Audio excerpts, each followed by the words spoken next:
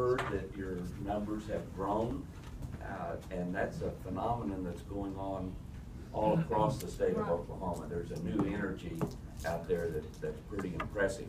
I want to introduce a couple of people. Colin, raise your hand. Yeah. Skelton, raise your hand. They are both working on the campaign, and I say that because if anybody here is interested down the road in hosting an event, a fundraiser, a breakfast, a lunch, or something after hours, let one of those guys know so we can get it on the calendar and come back to Pauls Valley as often as we possibly can. Had to look it up. You know, I should know this because I try to be a student of history. I wasn't sure whether Pauls Valley was named after St. Paul or not. So we looked it up, and it's named after Smith Paul, who was a rancher and a businessman here, and he picked a good spot to settle this beautiful country. And I'm pleased that Smith Paul found it, and that I get to come to Pauls Valley. It's fitting, I think, that we're meeting today in the conference room of the hospital, because not only do I want to have questions, I want to ask some questions, and one of them is, how's the hospital doing?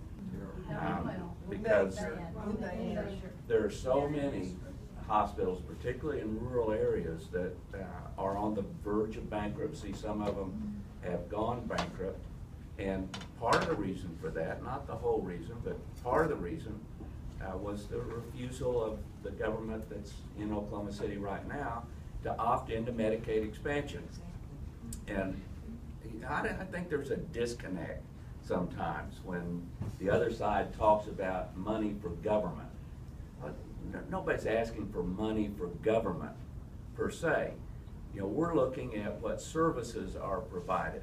You know, when we increase our Medicaid enrollment and increase the ability to provide Medicaid dollars, it isn't just the money that's going to people who are sick and ill, although that is certainly a worthy cause. It is also the fact that that money is essential to hospitals, to nursing homes, to staying in business. Now, you know, if the hospital were to close, it would be a serious thing for people. I don't know how far you would have to drive to get to a medical facility if your hospital wasn't here. And I really honestly believe that the people who make those decisions don't understand or appreciate that it impacts people. It impacts Oklahomans, it impacts our citizens, and it impacts families. You know, if a nursing home has to close because they don't have the Medicaid reimbursement that they need, then somebody has to find a place somewhere else for their grandmother or their aunt or their uncle in order to have nursing care at the end of their days. And that's a difficulty for people. And we're facing these not only in the medical arena, but also in education, also in roads and highways, in corrections, you know, in every aspect of our state government. I've just read, is the press here? Because this news is really embargoed until Monday. That the State League of Women Voters, which is nonpartisan, bipartisan, the league, matter of fact, in my history, they tended to be more Republican women than Democratic women in the League of Women Voters. But anyway, they're nonpartisan, bipartisan. They're not connected to the Democratic Party or the Republican Party. They've done a 2-year study on the budget of the state of Oklahoma, and they're releasing a letter on Monday saying that we have critical needs and have had critical needs for a number of years. And the reason is deliberate decisions that have been made in Oklahoma City to reduce the gross production tax down to 2% and to cut the personal income tax from 6% down to 4 point something. And those were decisions that were made deliberately on a theory that if we reduce those tax rates, that there will be enough prosperity that the budget will fill up with money and we'll be able to do everything that we need to do. It's kind of an extension of, some of you may remember the old trickle-down theory. You know, that if the people up at the top have enough money, it will trickle down to the rest of us.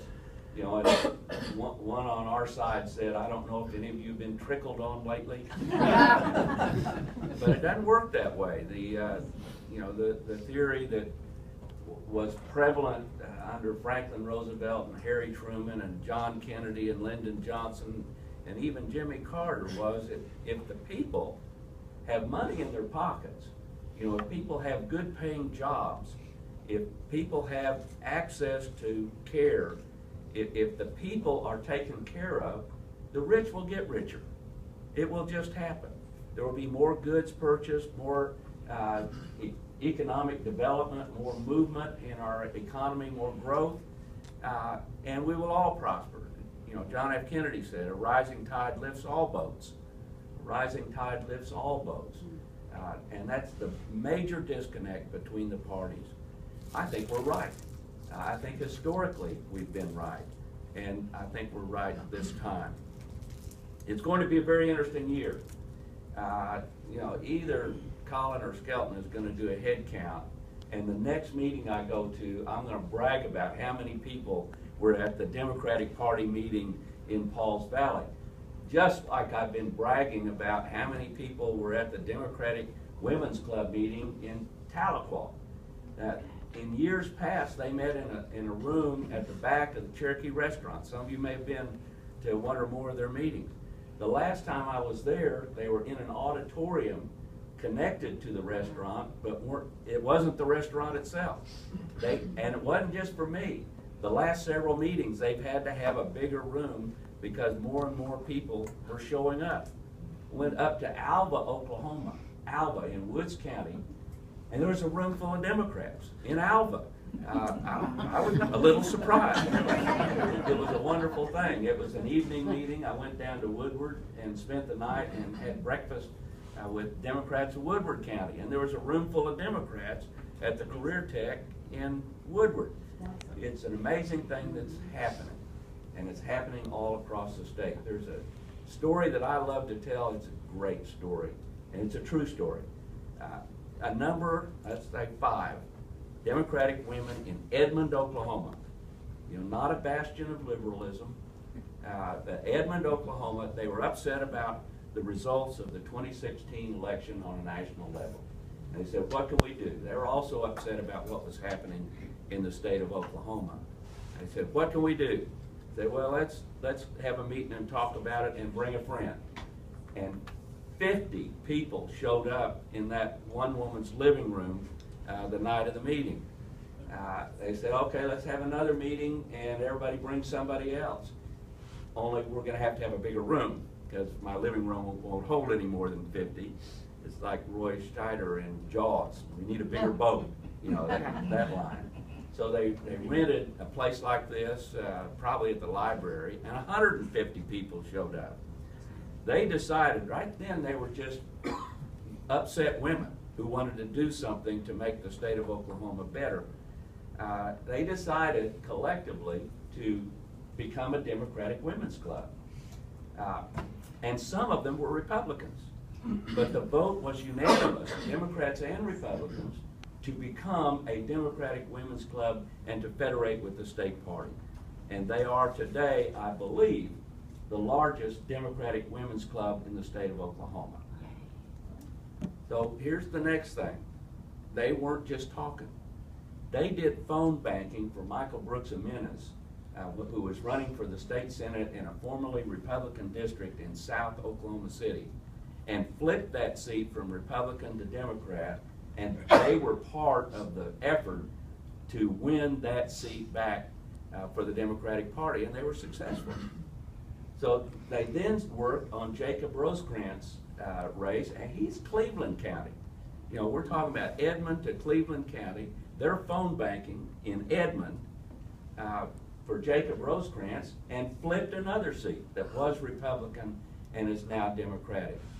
And I was pretty excited, number one, that they formed a Democratic Women's Club, and number two, that they were really putting their money where their mouths were and working to effect change in the state of Oklahoma. There's a lady named Bee Tuberville down in Lawton, Oklahoma, who started the Indivisible Oklahoma movement. Now, this is a nationwide movement, the Indivisible movement. I don't know how many people here read Rolling Stone, but in the September 7th edition of Rolling Stone, there's a whole article about this phenomenon going on all across the nation. Well, Bee started the one in Oklahoma. And when they were debating another effort to repeal the Affordable Care Act, Bee decided to have a forum where we could ask our 2 United States senators questions about health care.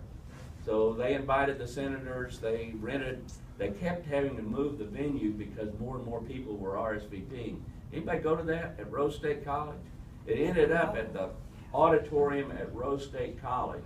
They had 2 empty seats with nameplates for the 2 United States senators, and then a panel, and I was one of the panelists, talking about the environment, the health care, civil rights, all of the issues, education, all of the issues that were pressing at the time. 1,000 people showed up. Now, there wasn't a rock band, there wasn't a rock star. This was a political meeting, no TV, no bright lights, and 1,000 people showed up from across the state of Oklahoma to be engaged in what's going on in our state and to work on how to fix it. And that, to me, was sitting up on the stage looking at those people, and they had the green cards and the red cards, like they do. If they agree, they hold up a green card. If they disagree, they hold up a red.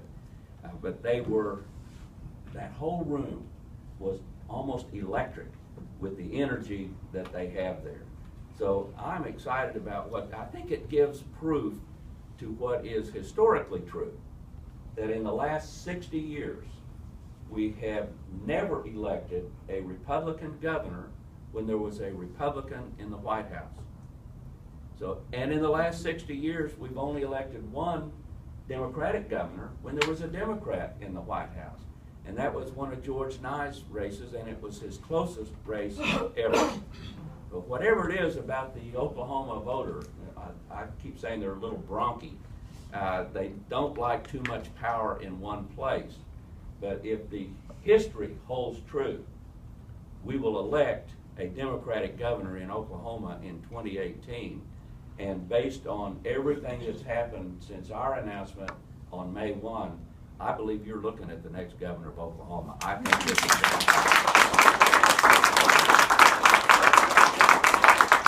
we have put a good organization together.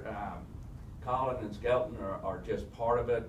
We have, some of you may have heard of Celinda Lake. She's a pollster out of Washington, D.C. She's doing our polling. We have Joe Maxwell, the former lieutenant governor of Missouri, doing our ground game organizing. And his sidekick, Kevin Stamps, sits on the computer and looks at voter returns historically and will be targeting down to the neighborhood of where we need to put workers and where we need to go door to door and where we need to do phone banking. And on our website, drewforoklahoma.com, we already have, at last count, I know it was over 200, may have been over 300, who have signed on to volunteer for that effort through our website. drewforoklahoma.com. If you haven't visited the website, please do so and leave us your contact information. I would appreciate it. So all of that's going on. Our fundraising's been pretty good. Nobody has as much money as Todd Lamb. He rolled over $1 million out of his lieutenant governor campaign account into his governor's race, and has, at last count, nearly $2 million raised. We're in second place. We're ahead of all the other Republicans, and we're ahead of our 2 Democratic opponents. So we're in second place, and we're still working on it. And again, if anybody wants to host a fundraiser, contact one of these 2 guys, and we'll get it on the calendar and come back. But all signs are positive. The history weighs in our favor. The polls are looking good. We haven't polled, but we've seen polling. And the issues are out there, and the issues are critical. The issues are so important. You know, the Republican answer to education is cut and close. Cut and close. Cut the budget and close schools. And that's no answer. 1/5 of our school districts have now gone to 4-day weeks. You still have a 5-day school week in Pauls Valley? Well, 1/5 of the school districts in the state have gone to 4-day weeks. And that's not only unfair to the kids, you know, and I don't think they think about the fact that it's also a burden on the parents, particularly if you're a single parent family and you work. Now all of a sudden 1 day a week you're having to find daycare or a babysitter and have that expense on top of everything else. And that's how these policies affect real people. Well, we have to restore the mindset in Oklahoma City that governmental policies should be helping people and not hurting them. It's a fairly simple concept. You know, it's in the New Testament. You know, when did you feed me when I was hungry? When did you tend to me when I was sick? When did you clothe me when I was naked? Or when did you visit me when I was in jail? And inasmuch as you have done it unto the least of these, you have done it unto me. Well, that's kind of the philosophy of the Democratic Party. And it comes right out of the New Testament. We're here to care for the sick. We're here to care for the aged. We're here to educate our children and to make sure that they have a better world growing up than we have. And for the last 10 years, all of our indicators have been going in the other direction. The quality of our education in terms of support and output has been going down, where we're 49th or 50th in every category, including teacher salaries. The quality of our health indicators has been going down instead of up. Our longevity has actually decreased over the last decade. And that's just not right. That should not be happening. And I don't know how the Pauls Valley Industrial Trust or the State Chamber of Commerce or the Tulsa Chamber of Commerce, I don't know how they go out and talk to a company about moving to Oklahoma. I don't know how they do it. You know, we can advertise that we have good people. We have good, honest people and hard-working people, people who are willing to work. But those CEOs, in talking about bringing their corporate family to Oklahoma, are going to say, but your education system's in a hole, and you're not digging out. Your health care is going down. Why should I bring my corporate family to a state where the streets and bridges and highways aren't safe? And they aren't going to do it. So we don't have to fix all of these problems, not in the first term. We don't have to fix everything in the first year, but we have got to start moving in the right direction. The indicators have got to start going up instead of down. We've got to be able to say we're providing more support for public schools, more support for higher ed. We have cut higher education in Oklahoma more than any other state in the nation. We are dead last in that category. And the result is we've gone from 70% state support for our colleges and universities and 30% from tuition and other sources to 30% state support for our colleges and universities and 70% from tuition and other sources. We just did a 6% tuition raise in the state of Oklahoma. I'm no expert in this arena, but I have some common sense. And I'm saying this, and I think it is fact. When you raise tuition 6%, you're going to price some kids out of college. They're not going to be able to go. They're going to have to lay out a semester or a year to earn enough money to come back. And that's wrong. We should be encouraging kids to go to college and university, not creating roadblocks for their doing so. Those indicators have to start in the other direction. We have to start moving up instead of down. And then when we ask a company to move to Oklahoma, we can say, come to Oklahoma, we are growing, it's exciting, we're doing better in education, higher ed, healthcare, transportation, corrections. We're doing better in every category, every year. Come join with us and share the excitement. And I think it can happen. It can happen with a Democratic win in November, and let me add this, because it's not just about me. We've got to elect state representatives and state senators too. You know, give me a legislature that can sustain a veto, and I can stop some of that craziness from happening. That will happen. So please, get out there, work hard. I know you're going to do it because you're here today on a Saturday talking about the future of the state of Oklahoma. So thank you for your presence. Now I want to do two things. Thank you. Yeah. I want to do two things. One, I want to hear your questions, and I want to try to respond to them as best I can. Second, if you don't have a question, tell me how you think things are going. Tell me where you think the problems are. Tell me where we need to address our efforts going forward. So, two-way conversation, and let's open it up for that. Thank you for having me here today.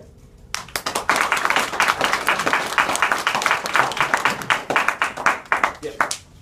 Well, I followed you a long time, Drew, and you've been best environmentalist Oklahoma's correct.